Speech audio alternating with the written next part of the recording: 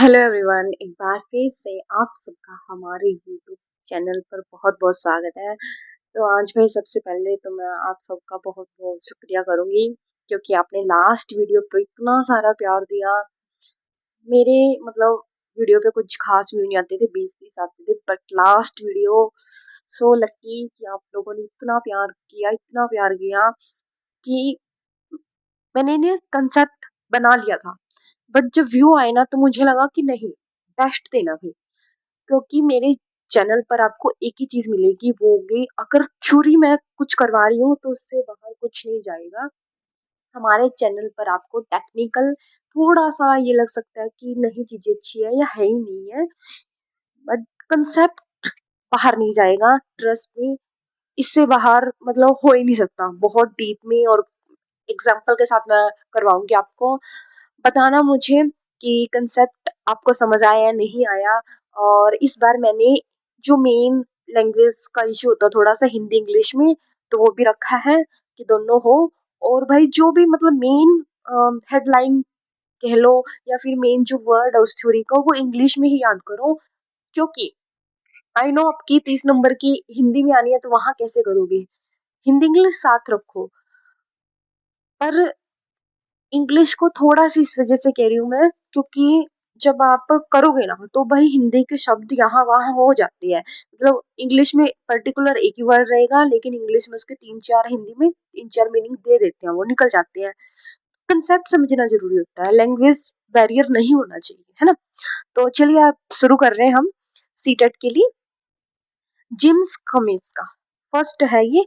इसकी जो थ्योरी का नाम है आइसबर्ग थ्योरी है। कई बार हमें यही नहीं पता होता, जैसे ये दे दिया, हमने सारी थ्योरी पढ़ रखी है और सीधा ही से क्वेश्चन आ जाता है कई बार कि ये थ्योरी किसने दी है। तो थ्योरी का नाम सबसे पहले पता होना चाहिए। जीन पैसे की कौन सी है, वाइगोत्स्की के सिद्धांत का क्या नाम है। कई बार हम बहुत डीप में पढ़ लेते हैं और सरफेस से या मोटा मोटा सा पढ़ना ही भूल जाते हैं। तो भाई थ्योरी का नाम जरूर याद रखिए, क्योंकि थ्योरी का नाम आपने याद कर लिया ना तो आपको पता लग जाएगा कि इसकी थ्योरी के अंदर है भी क्या है। तो इसको हिमखंड का सिद्धांत भी कहते हैं, आइसबर्ग थ्योरी, ठीक है। इसने मेन तो दो चीजों पे काम किया है। फर्स्टली तो BICS या CALP, इनकी फुल फॉर्म हमेशा मतलब घुमा फिरा के कैसे भी करके पूछ ली जाती है। तो फुल फॉर्म ही देखिए, बेसिक इंटरपर्सनल कम्युनिकेशन स्किल, ठीक है। सेकंड है कोग्निटिव एकेडमी लैंग्वेज। यहाँ से आपको समझ आ गया होगा कि एक में हम बेसिक सीखेंगे, एक में कोग्निटिव सीखेंगे।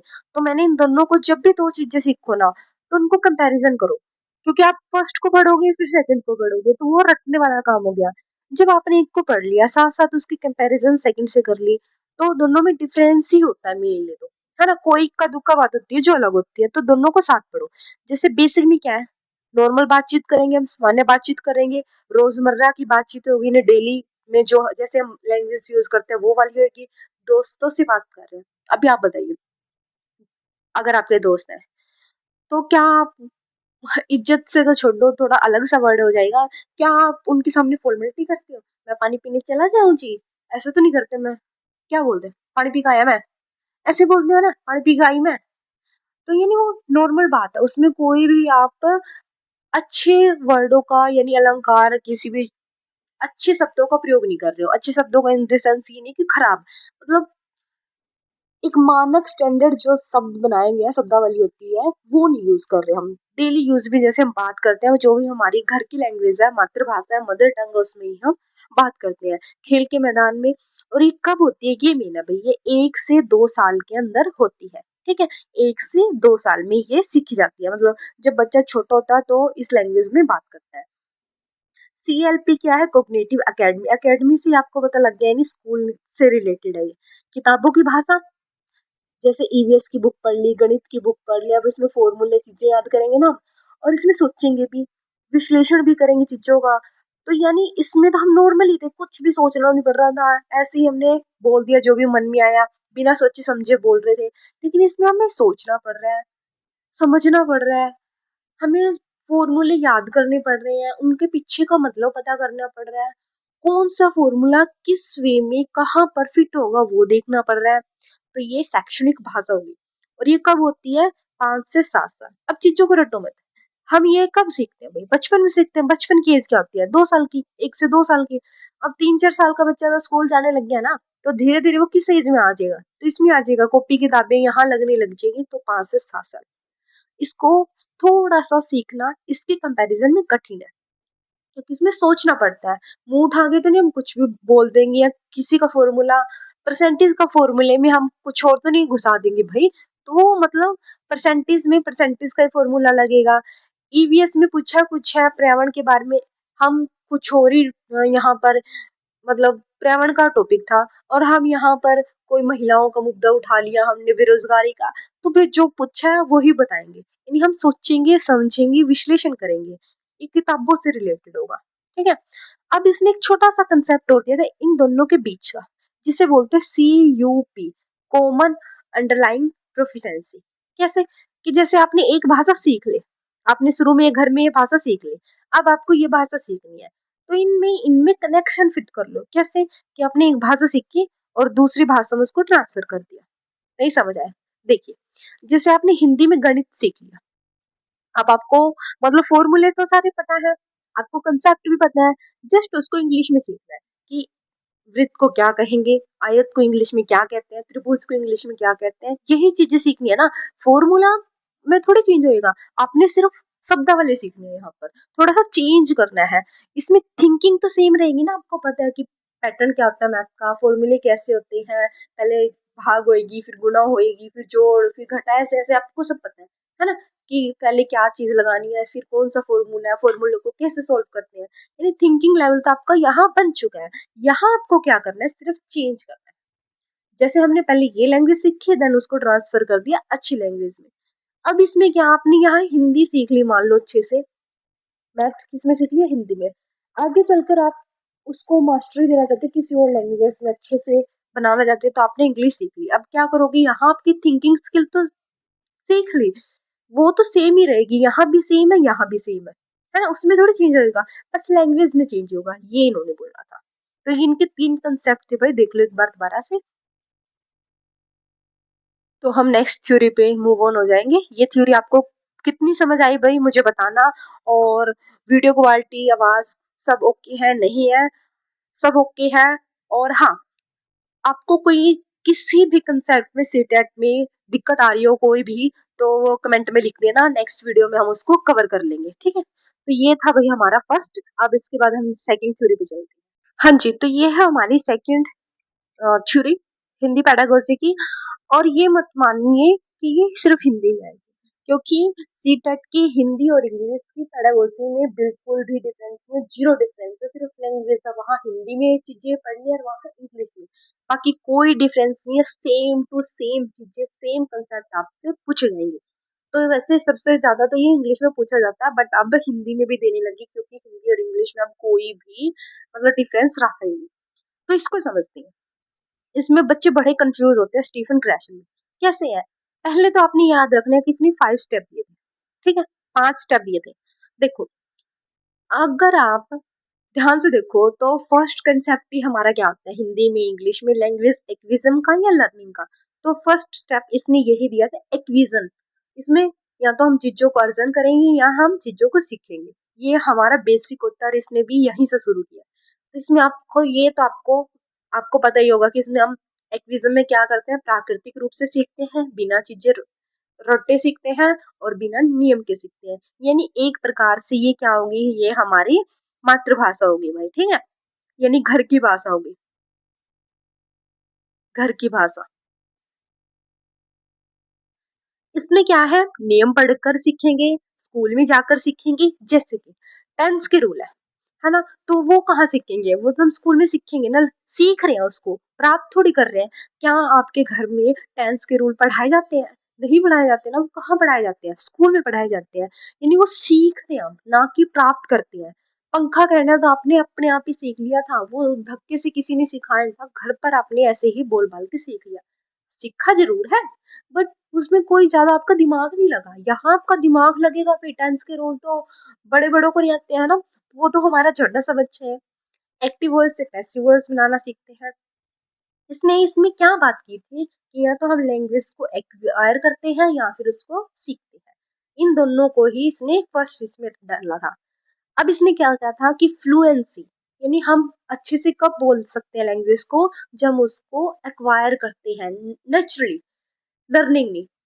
एग्जांपल देती हूँ, हमारे भारत में मोस्टली आप कौन सी लैंग्वेज बिल्कुल घबराए, बिल्कुल किसी डर के या अच्छे से, मतलब बिना रुके कुछ भी करे, शब्दों का चुनाव किए, किस लैंग्वेज को बोल लेते हैं? जो आपकी हिंदी है या फिर पंजाब में पंजाबी है, जो भी मतलब आपकी मातृभाषा है ना, जो आपने घर में सीखी है। क्या जब आप बोलते हो तो रुकते हो, सोचते हो कि अब कौन सा वर्ड आएगा, अब कौन सा आएगा, जैसे मैं बोल रही हूँ क्या मुझे रुकना पड़ रहा है? नहीं ना, क्योंकि मैं फ्लो में बोलने जा रही हूँ, बोलने जा रही हूँ, बोलने जा रही हूँ, क्योंकि मुझे हर एक चीज की नॉलेज है। अगर यही बात इंग्लिश पे आ जाए, अब हमें इंग्लिश बोलनी है फ्लो में, तो हम क्या करेंगे? थोड़ा थोड़ा तो अटकेंगे ना, कहीं कहीं तो अटकेंगे, शब्दों को सोचेंगे कि इसका क्या मतलब बनेगा, पास्ट में प्रेजेंट में कौन सी फॉर्म लगानी है, क्या करनी है, या फ्लो में बोल रहे हैं तो कहीं ना कहीं हमारी इक्का दुक्का यहाँ वहां रुक जाता है, या फिर हम अटकेंगे, है ना। तो फ्लुएंसी किस चीज में आती है? हमारी एक्विज्म में, ना कि लर्निंग में। अब सेकंड चीज है, इन्होंने दी है सेकंड स्टेप, नेचुरल ऑर्डर। घबराना नहीं है कि ये 5 स्टेप है, सिर्फ आपको यहाँ पर मेहनत करनी है कि याद रखनी है। पहले एक्वायर करा चीजों को, ये हमारा बेसिक है, यहीं से हमारी पेडागोजी शुरू होती है। अब ये चीजों को नेचुरल ऑर्डर में सीखो। कैसे? कि एक कर्म से सीखते हैं। अगर आप शुरू में ही सोचो, जोड़ घटा सिखाए बिना ही बच्चों को परसेंटेज का फॉर्मूला सिखा रहे हो, क्या वो सीख पाएगा? नहीं ना। बच्चा तो छोड़िए, आप और मैं तो सीटेट के एग्जाम की तैयारी कर रहे हैं। क्या आप और मैं जब मैथ की तैयारी करते हैं तो हम सीधा एकदम से ही मतलब हाई क्लास के मेथड यूज करने लग जाते हैं? नहीं ना। पहले हम परसेंटेज का बेस सीखते हैं, फिर धीरे धीरे सम करते हैं, धीरे धीरे धीरे धीरे हाई लेवल के परसेंटेज के सम करने लगते हैं। नहीं, धीरे धीरे सीखते हैं, एकदम से नहीं सीखते। तो क्या कर रहे हैं हम? सरल से जटिल जा रहे हैं। और देखो भाई, पहले प्रेजेंट टेंस सीखेगा फिर पास्ट। वैसे तो आप सब जानते हो कि पास्ट ही नहीं बीत गया, प्रेजेंट है, तो पहले तो पास्ट की सीखनी चाहिए। लेकिन प्रेजेंट की क्यों सीखते हैं? क्योंकि ये अभी है, ये हमारे सामने प्रेजेंट है, तो इसको अक्वायर करना इजी होता है इसके बजाय। जैसे पहले बच्चा क्या सीखेगा? ही गो टू स्कूल। अब आप सोचोगे ये यहाँ तो गलती है। हाँ जी, पहले वो ऐसे ही सीखेगा, देन वो ही गोस टू स्कूल, उसको पता लगेगा कि ये यहाँ पर एस लगेगा, ईएस लगेगा, क्यों लगेगा, सिंगुलर प्लूरल का कंसेप्ट सीखेगा। वो बाद में सीखेगा, धीरे धीरे सीखेगा। तो जो गलतियां होती है ना, मतलब अगर बच्चा गलती कर रहा है ना, तो उसको डांटो मत, वो धीरे धीरे सीखेगा। जब वो प्रैक्टिस करेगा, अपनी एज के अकॉर्डिंग काम करेगा, जितनी ज्यादा वो प्रैक्टिस करेगा उतनी ही आसानी से वो सीखता जाएगा। स्टार्टिंग में तो तो हम भी ऐसा ही बना देते थे, धीरे धीरे आई इस पे तो हम क्या शुरू में ही सबने ऐसे कर दिया था? नहीं ना, हमने गलतियां की है और गलतियों से सीखा है। तो गलतियां जो नेचुरल है, स्वाभाविक है। थर्ड इन्होंने बताया था मॉनिटर। पहले हमने एक्वायर करा। एक्वायर दो तरीके से होता है, देन नेचुरल ऑर्डर में, यानी गलतियां कर करके सीखते हैं हम। फिर हमने मॉनिटर, मतलब हमने ग्रामर तो सीख ली, सीखी हुई ग्रामर को हम चेक करेंगे कि क्या हम सही यूज कर पा रहे हैं, नहीं। इसमें हमने क्या किया? ग्रामर को सीखा। दोबारा से देखिए, इसमें हमने घर की लैंग्वेज सीखी और स्कूल की लैंग्वेज सीखी, सिर्फ लैंग्वेज। इसमें हमने रूल सीख लिए, नेचुरल ऑर्डर में हमने रूल सीख लिए। अब मॉनिटर में क्या? उन रूल को चेक करेंगे। जैसे कि अगर आप कोई भी सेंटेंस बोल रहे हो, फ्लो में बोल रहे हो, फ्लो में बोल रहे हो, एकदम से आपका ध्यान गया यार मैंने गलत बोल दिया, जैसे अभी हमने यहाँ ध्यान गया था कि गो नहीं आना चाहिए, गो जाना चाहिए। अगर हम ज्यादा ध्यान देंगे कि टेंस गलत हो गया, ये सही नहीं है, तो क्या होगा? हम फ्लुएंसी को खराब कर लेंगे। अगर हम ज्यादा चीजों को सोचेंगे, डीप में सोचेंगे, तो हमारी फ्लुएंसी खराब होगी, यानी हम फ्लो में बोल ही नहीं पाएंगे, रुक रुक के बोलेंगे, क्योंकि हम ज्यादा सोचेंगे कि सही बोल दिया, गलत बोल दिया, गलत तो नहीं हो गया कुछ, कहाँ गलती हो गई, है ना। गलती होगी मजाक बनाएगा क्योंकि इसको तो आता ही नहीं है। तो हम ज्यादा सोचेंगे तो कभी बोल ही नहीं पाएंगे, फ्लुएंसी हमारी खराब रहेगी। अगर हम कम सोचेंगे तो हमारा कम्युनिकेशन अच्छा होगा। ठीक है, मिस्टेक कर रहे हैं, आपने एक बार गलत बोला, दो बार गलत बोला, तीसरी बार वो ऑटोमेटिक आपके मुंह से सही निकलेगा निकलेगा। तो हमने ज्यादा नहीं सोचना, कम ही सोचना है, क्योंकि अगर हम ठीक बैलेंस सोचेंगे तो हमारा कम्युनिकेशन और फ्लुएंसी अच्छी रहेगी। अब है इनपुट। इसमें क्या है, ये कंसेप्ट याद रखना, आई प्लस ए का। एक का। कैसे? आई का मतलब क्या है? वर्तमान। बच्चे की वर्तमान क्षमता क्या है, वो किस लेवल का सीख रहा है। और प्लस एक क्या है? ये थोड़ा आगे का। आपने वाइगोत्स्की में स्कैफोल्डिंग का कंसेप्ट, जेडपीडी का कंसेप्ट पढ़ा हुआ है। उसमें क्या है कि बच्चे को थोड़ा पहले आता नहीं था, फिर उसने किसी की हेल्प ली तो वो करने लग गया। अब वो फिर थर्ड उसमें क्या कर रहा है, खुद ही कर रहा है, और फिर वो धीरे धीरे उसमें मास्टरी करके दूसरों को भी सिखा रहा है। तो यही है कि पहले वर्तमान, आपने देखना है कि वर्तमान जो अभी प्रेजेंट की नॉलेज क्या है बच्चे की, उससे जस्ट थोड़ा सा ही हल्का हमने आगे बढ़ाना है। For example, this is a cat. बच्चे को इतना आता है, अब हमने उसके सेंटेंस में क्या ऐड कर दिया, this is a black cat. This is a black cat, हमने ये ऐड कर दिया कि जस्ट इतना ही डिफरेंस लाए हमने, और ये एक नया सेंटेंस बन गया। अब बच्चे ने ये सीख लिया। अब बच्चे को इतना आता है, यानी पहले तो ये था, देखो भाई, याद रखना, ये बिचला देंगे। पहले तो ये था आई, और इसके लिए ये क्या था, प्लस एक। बच्चे को इतना आता था और इतना हमने सिखा दिया।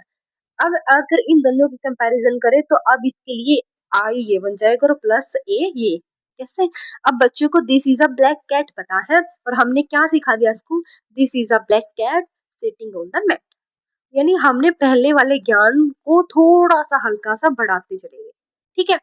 इसमें क्या है, ना तो जो नॉलेज आगे देने वाली, ना तो इजी होनी चाहिए कि बच्चे का इंटरेस्ट इन होगा, इतना तो मेरे को आता है मैम, और ना ही मुश्किल होना चाहिए। फिर वो, अरे एकदम से इतना क्यों सिखा रहे हैं मैम, क्योंकि दिमाग में तो नहीं कुछ जा रहा, धीरे धीरे सिखाओ, हम कह देते हैं ना। तो ना तो सिखाने वाली चीज जो आगे सिखा रहे हैं ना इजी होनी चाहिए, और ना ही वो मुश्किल होनी चाहिए। ठीक है? अब ये लास्ट भाई, जैसे लास्ट का नाम सुनते हैं ना, तो थोड़ा सा हमारा फ्रेम तेजी से दौड़ता है कि लास्ट है, सीख लेते हैं इसको, धीरे धीरे हजम हो जाएगा। तो ये है हमारा इफेक्टिव। अब इसमें क्या प्रभाव, इफेक्ट का मतलब ही क्या होता है, प्रभाव किसी पे डालना है ना। तो इफेक्ट बताया इसने, एक हाई एक लो। हाई और इफेक्ट का लो का मतलब क्या है, जैसे ही हम हाई देखते हैं ना, तो दिमाग की घंटी बजा लेते हैं, हाई यानी हाई चीज सीख रहा है, तो यानी कुछ ना कुछ अच्छा होगा।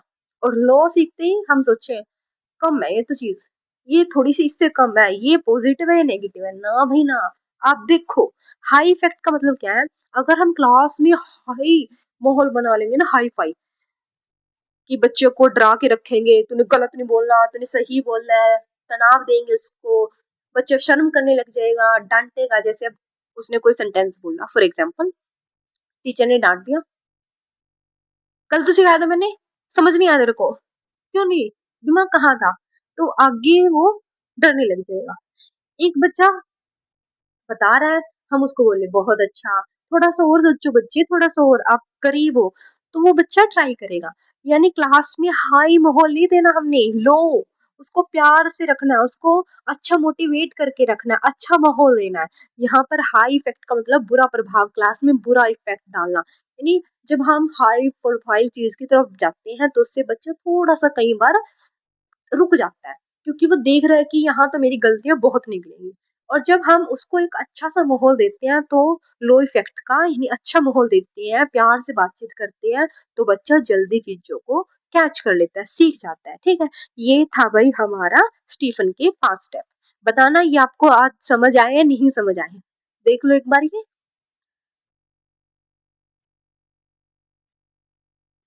फिर हम इसके बाद थर्ड थ्योरी पे चलते हैं। हाँ जी, तो हमारी जो थर्ड थ्योरी है उसका नाम है जेमस एस एसर। अब इसमें जस्ट एक ही छोटू सा कंसेप्ट है भाई, जो कि है टीपीआर का, और यहाँ से क्वेश्चन कंफर्म है भाई। छोटा सा है बट बहुत ही इंपॉर्टेंट है। तो चलिए पहले तो इसकी फुल फॉर्म देखिए, टोटल फिजिकल रिस्पॉन्स। यहाँ से आपको बहुत कुछ क्लियर हो गया कि फिजिकल रिस्पॉन्स यानी हम जब भी बच्चों को पढ़ाएंगे तो फिजिकल एक्टिविटी हमने करानी है। जैसे कि हमने बोला स्टैंड अप, तो हम साथ के साथ क्या करते हैं, इशारा भी करते हैं, ऐसे खड़े हो जाओ, बैठ जाओ, sit down, open your book, हम ऐसे कर देते हैं, ओपन योर बुक। तो मतलब हम बच्चे को एक्शन कर रहे हैं, क्यों कर रहे हैं, क्योंकि बच्चे की अभी भाई न्यू न्यू मेमोरी है, जिस कारण उसको जितना हम कंक्रीट चीजें देंगे, कंक्रीट चीजों से सिखाएंगे, उतना जल्दी वो सीखेगा। अगर हम उसको बोलेंगे स्टैंड अप, इतना इफेक्टिव नहीं होगा। शायद कुछ बच्चों को स्टैंड अप का मतलब नहीं पता हो सकता, लेकिन जैसे ही हम उसकी तरफ इशारा करेंगे खड़ा होने का और साथ में बोल लेंगे स्टैंड अप, खड़े होने का इशारा करेंगे, तो वो जल्दी उन चीजों को कैच करेगा। हम सिट डाउन बोलेंगे और साथ में बैठने का इशारा करेंगे, ठीक है। जैसे ओपन योर बुक्स, कुछ बच्चों को शायद पता हो, लेकिन क्लास में शायद कुछ बच्चों को नहीं पता होता, तो बुक लो, हमने उसको ओपन करके दिखाया, ओपन योर बुक्स, तो बच्चा ज्यादा जल्दी सीखेगा, और वो सीखेगा भी कैसा, नेचुरल तरीके से सीखेगा।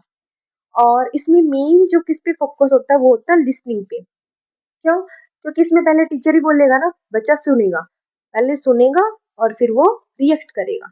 तो लिसनिंग जो है मेन सेंटर में होती है 4 स्किल में से। और हम इसमें क्या करते हैं, फिजिकल रिस्पॉन्स करते हैं, यानी साथ साथ एक्ट करते हैं। जितना एक्टिविटी करवाओगे बच्चा उतनी जल्दी लर्न करता है। जैसे ये जो है प्राइमरी लेवल पे तो बहुत अच्छी है, क्योंकि प्राइमरी लेवल पे तो हम मोस्टली यही कंसेप्ट सिखाते हैं, छोटे छोटे सेंटेंस सिखा देते हैं, या फिर जो भी हमने सिखाना होता है वो खेल विधि से, एक्टिविटी प्ले वे मेथड से सिखा सकते हैं। लेकिन हाई क्लासेस के लिए अच्छा नहीं है। क्यों अच्छा नहीं है? हाई क्लासेस में चैप्टर अगर हम नॉर्मल स्पीड से भी पढ़े ना, तो भी 5-5 6-6 दिन लग जाते हैं चैप्टर कंप्लीट होने में। और अगर एक्टिविटी करवाने लग गए तो 1 महीने में तो एक ही चैप्टर होगा, सिलेबस ही नहीं कंप्लीट होगा। दूसरा, हर चैप्टर की एक्टिविटी नहीं कराई जा सकती। जैसे कि अब मैंने मैथ पढ़ाना, मैथ के फॉर्मूले पढ़ाने हैं, तो उसमें क्या एक्टिविटी करवाओगे आप? कुछ हद तक करवा सकते हो, लेकिन हर एक में तो नहीं करवा सकते ना। अब आपने इंग्लिश के ग्रामर पढ़ाने, टेंस पढ़ाने हैं, टेंस में क्या एक्टिविटी करवा लोगे आप? यानी कहीं ना कहीं एक्टिविटी चलो करवा भी लिया आपने एक तरफ से, बट आपने रूल पे तो जाना ही पड़ेगा। अब आपने एक्टिव वॉइस पैसिव वॉइस पढ़ानी है, उसमें क्या एक्टिविटी होती है? नथिंग।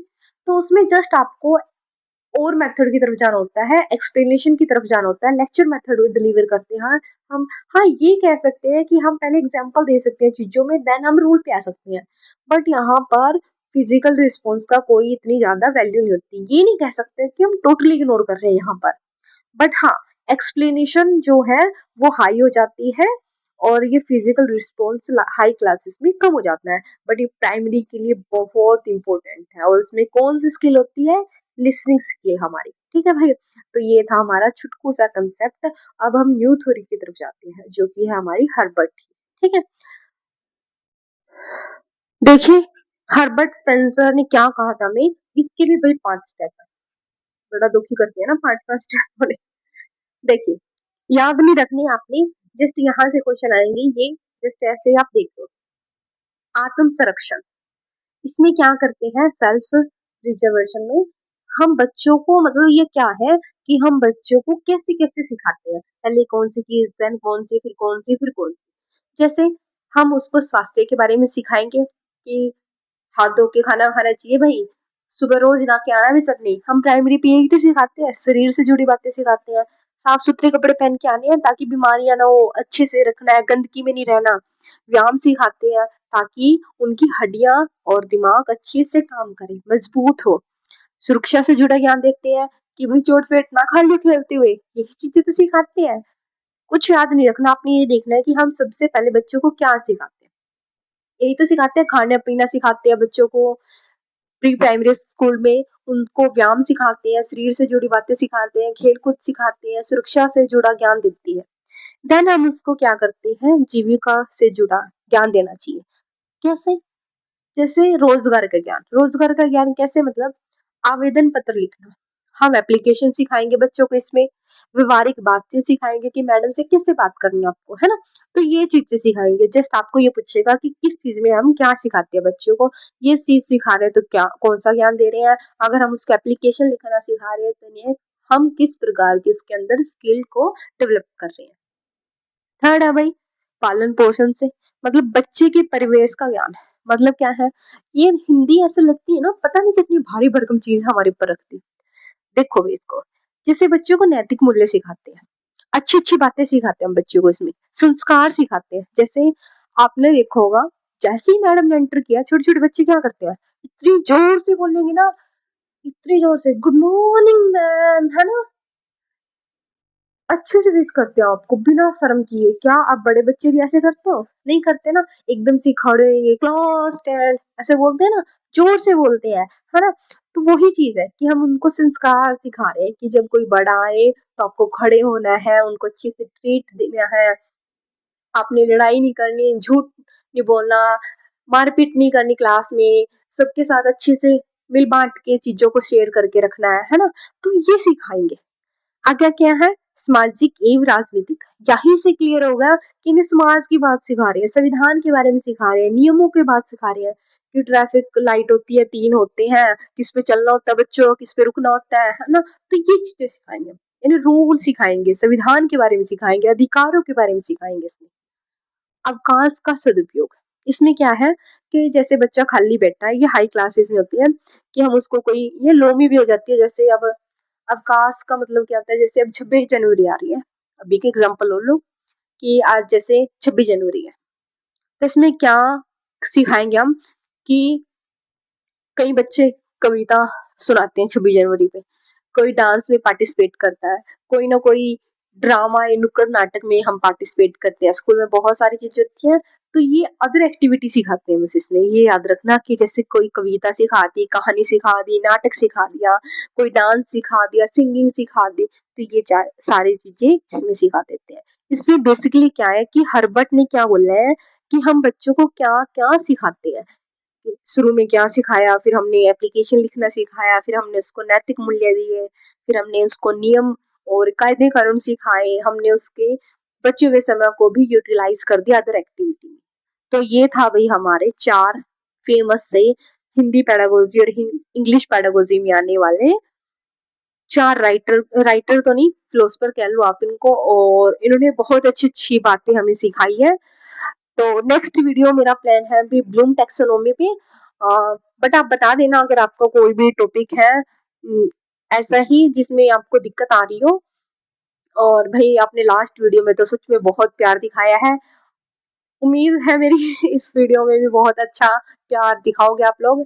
और भाई सब्सक्राइब कर लो, क्योंकि आपने सिर्फ सब्सक्राइब ही करना है, कुछ मतलब आपके इतने सारे सब्सक्राइब करे हुए चैनल है यूट्यूब में, एक और हो जाएगा क्या ही हो जाएगा, बट मुझे मोटिवेशन मिल जाएगा। तो चलिए बाय बाय।